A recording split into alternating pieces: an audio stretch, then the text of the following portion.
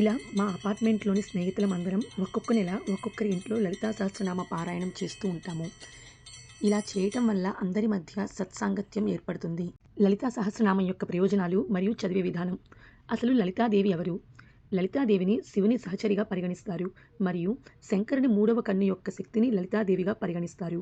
లలితా సహస్రనామం అనేది లలితాదేవతను స్తుతించే సంస్కృత శ్లోకం లేదా స్తోత్రం.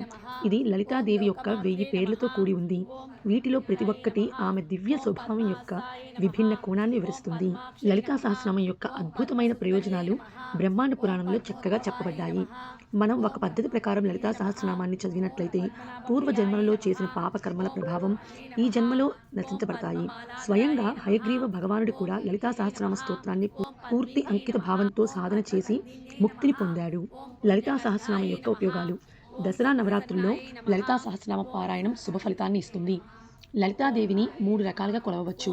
పారాయణం అంటే లలితా సహస్రనామాలు చదవటం. 2 అర్చన, కుంకుమార్చన లేదా పుష్పార్చన. 3 హోమం ద్వారా అమ్మవారిని కొలవవచ్చు. పౌర్ణమి రోజున లలితా సహస్రనామ స్తోత్రాన్ని పఠిస్తే మనలోని అన్ని రోగాలు నశించి దీర్ఘాయువు కలిగి ఉంటుందని నమ్ముతారు. ఒక్కసారి స్తోత్రం పఠిస్తే సకల శుభాలు కలుగుతాయి. అలాగే కోటి గంగా స్నానాలు చేసిన ఫలితం కలుగుతుంది అని శాస్త్రం చెబుతుంది. మీకు ఏదైనా ఆపద వచ్చినప్పుడు లలితా సహస్రనామాన్ని 40 రోజులు పఠిస్తే మీకు ఫలితం కనబడుతుంది. లలితా సహస్రనామాన్ని చదవటం వల్ల మానసిక ప్రశాంతత లభిస్తుంది. లలితా సహస్రనామాన్ని చదవటం వల్ల మీలో ఒక రకమైన అనుకూల శక్తి ఉత్పన్నమవుతుంది. నిరంతరమైన లలితా సహస్రనామ పఠనం వల్ల కుండలిని శక్తి జాగృతమవుతుంది. అమ్మవారు శక్తి స్వరూపిణి. లలితా సహస్రనామాన్ని 6 నెలలు క్రమం తప్పకుండా పఠిస్తే మీ ఇంట్లో లలితాదేవిని స్థిర నివాసం చేస్తుంది. లలితా సహస్రనామాన్ని ఎవరైనా చదవవచ్చు, కానీ అక్షర దోషం లేకుండా చదివే ప్రయత్నం చేయాలి.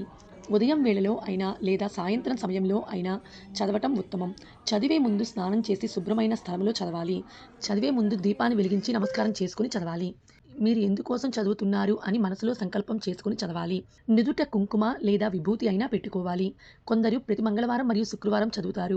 ఇలా చదవటం కూడా ఉత్తమమే. ఈ రోజులలో గుడిలో కానీ లేదంటే అందరూ కలిసి పారాయణం కూడా చేస్తున్నారు. ఎలా చదివినా లోపం లేకుండా లలితాదేవి మీద భక్తిని ఉంచి చదవాలి. ఓం శ్రీమాత్రే నమః. ఈ వీడియో మీకు యూజ్ అయిందని చెప్పి అనుకుంటున్నాను ఫ్రెండ్స్.